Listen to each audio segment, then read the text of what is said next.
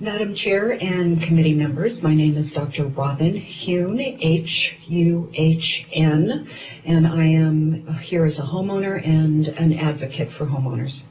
In Section 19, page 8, lines 20 through 21, removing the words judicial proceedings will be detrimental to homeowners and myself related to the problem that I have had with my homeowners association. With the removal of lines 20 through 21, homeowners will have no recourse to protect themselves from the HOA. As it stands, the only recourse someone has is to go before the ombudsman, which we know is not homeowner friendly and is not effective.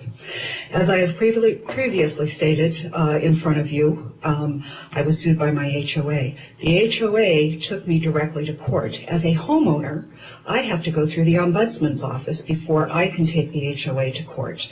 This seems inequitable.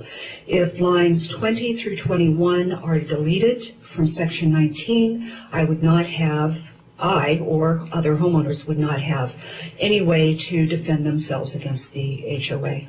In Section 33, page 23, lines 10 through 14, the expansion of the reasons that the board can use to make judgments besides the business judgment rule is to a homeowner's advantage, as well as my own personally. I am only in agreement with the changes if included in this bill is the homeowner's right to file an injunctive relief. In Section 33, lines 10 through 14,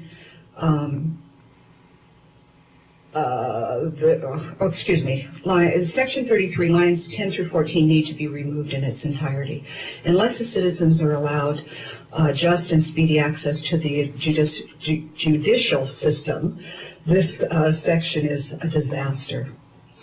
The courts are the only recourse a homeowner has to protect their rights, per the preamble to SB 192, 1999, legislative session making major changes to NRS 116.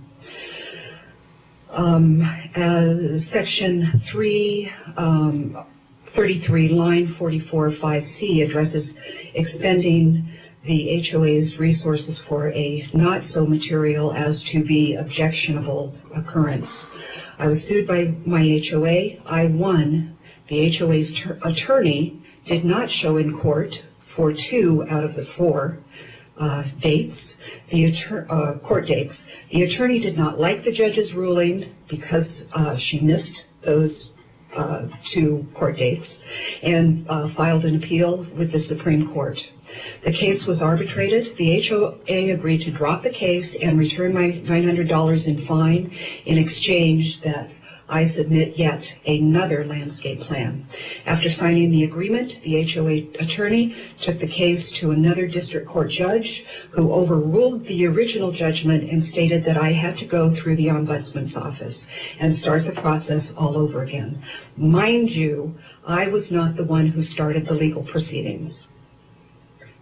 Again, I was not the one who started the legal proceedings. It is inequitable that the HOA can take a homeowner directly to court and the homeowner must go through the ombudsman's office before being able to take care of themselves. Again, another good reason to include injunctive relief for homeowners. As a homeowner harassed by my HOA, I felt powerless and laid bare in front of the board.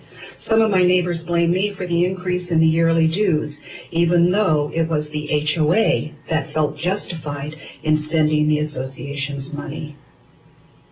Stated in the preamble to SB 192 in 1999, legislative session changes to NRS 116, whereas some unit owners associations in this state have a history of abuse of power.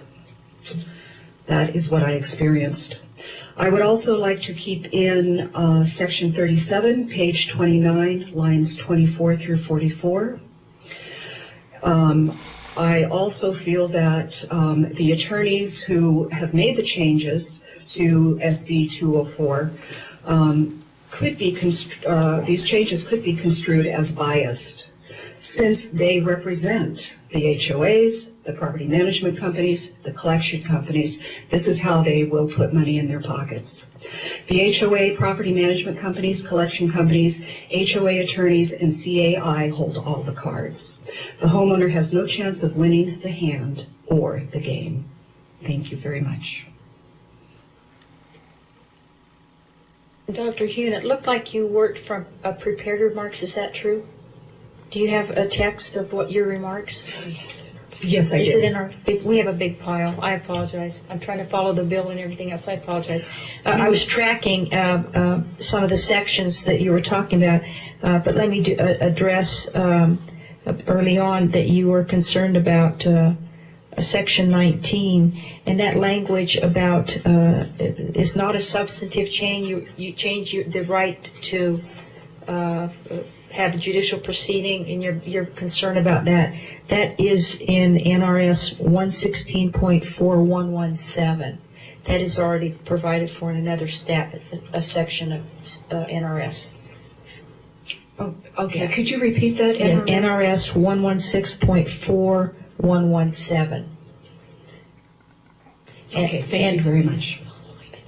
And I understand from the Vice Chair, one of the documents that was provided to the committee is an analysis of Senate Bill 204. For those of you listening on the internet or those of you in the audience, there is an analysis that was prepared, I believe, by probably a team of the presenters who are here that explains the revisions and which are changes, which are substantively not changed, which are technical changes, which were recommendations by the LCB. And that the title on this exhibit, it will say Analysis of SB 204. And it is a 12-page document that will give an analysis of the bill. I stand corrected. It did not get up. Okay, it is. We just found it's not. We will make sure it goes online. We don't have it up yet because it was a late entry, but we will make sure you have that so that you can review some of your concerns with the analysis, and maybe some of that has been addressed already. And we will consider your remarks and your concerns as we move forward with the measure. Any additional questions or comments, committee? Okay. And then Mr. Randolph.